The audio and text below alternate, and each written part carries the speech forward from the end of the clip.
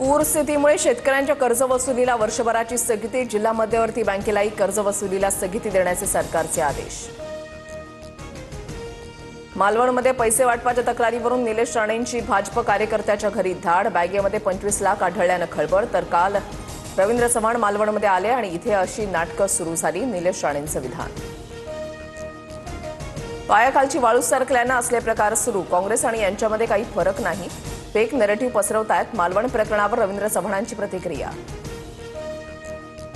देवेंद्र फडणवीस आणि लोकशाही आणि संविधानाला फासावर देणारे जल्लाद, काँग्रेस प्रदेशाध्यक्ष हर्षवर्धन सपकाळ यांची फडणवीसांवर टीका।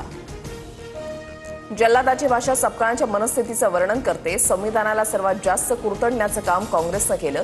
सपकाळांच्या फडणवीसांवरील टीकेनंतर आशिष शेलारांचा पलटवार।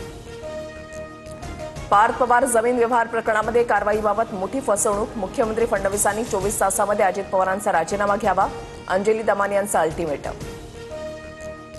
अंजली दमानी यांच्या आरोपांवर मी काय बोलू, कुणाचा राजीनामा मागायचा हा तुमचा अधिकार, दमानी यांच्या मागणीवर अजितदादांची प्रतिक्रिया।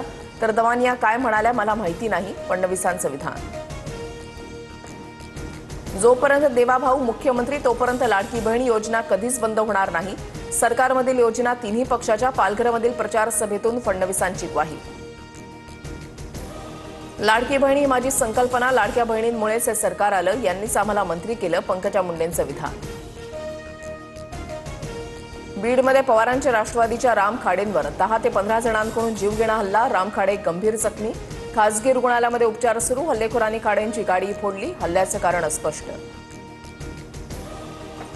पॅरिसमधील युनेस्को मुख्यालयामध्ये भारतरत्न डॉक्टर बाबासाहेब आंबेडकरांच्या पुतळ्याचं अनावरण, भारतीयांसाठी अभिमानाचा आणि गौरवाचा क्षण, फडणवीसांची प्रतिक्रिया।